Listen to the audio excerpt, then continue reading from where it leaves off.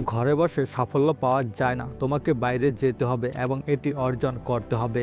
আপনি অন্য সবাইকে বোকা বানাতে পারেন, কিন্তু নিজের মনকে বোকা বানাতে পারবেন না। সুযোগের জন্য অপেক্ষা করবেন না, এটি তৈরি করুন।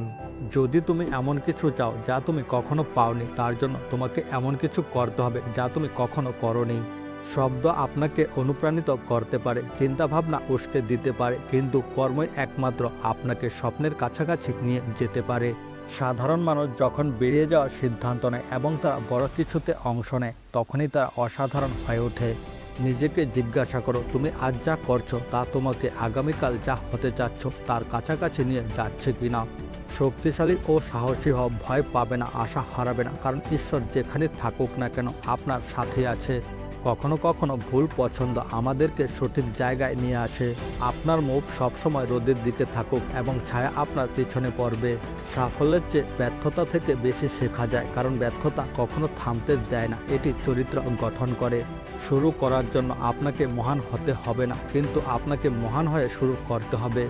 আপনি যে রাস্তাটিতে হাঁটছেন, যদি আপনার সেই রাস্তাটি পছন্দ না হয়, তবে অন্য একটি রাস্তা পাকা করা শুরু করুন। আপনার পছন্দগুলি আপনার আশাকে প্রতিফলিত করুক, আপনার ভয়কে নয়। জেতা মানে সর্বদা প্রথম হওয়া নয়, জেতার অর্থ হলো আপনি আগের চেয়ে আরও ভালো করছেন। প্রতিটি দিন ভালো নাও হতে পারে, কিন্তু প্রতিদিনের মধ্যে কিছু ভালো আছে। সফল হওয়ার জন্য নয়, বরং মূল্যবান হওয়ার জন্য চেষ্টা করুন। জীবনে সফল হতে চাইলে দুটি জিনিস প্রয়োজন, আত্মবিশ্বাস আর জেদ। আজ এমন কিছু করুন যার জন্য আপনার ভবিষ্যৎ আপনাকে ধন্যবাদ জানাবে। জীবনে ধাক্কা না খেলে কখনো জীবনের আসল মূল্য বোঝা যায় না। স্বপ্ন সেটা নয় যেটা তুমি ঘুমিয়ে ঘুমিয়ে দেখো, স্বপ্ন সেটাই যার পূরণের আশা তোমাকে ঘুমাতে দেয় না।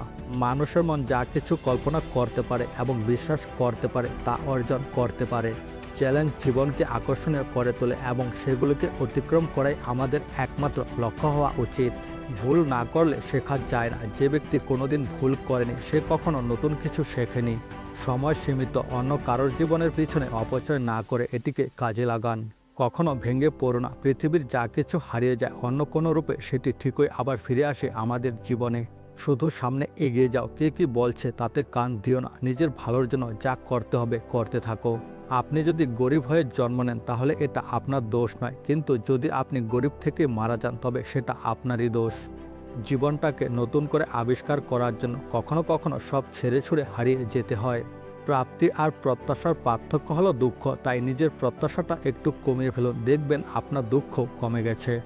আপনি যদি সুখী জীবনযাপন করতে চান তবে এটিকে একটি লক্ষ্যের সাথে বেঁধে রাখুন, মানুষ বা কোনো জিনিসের সাথে নয়।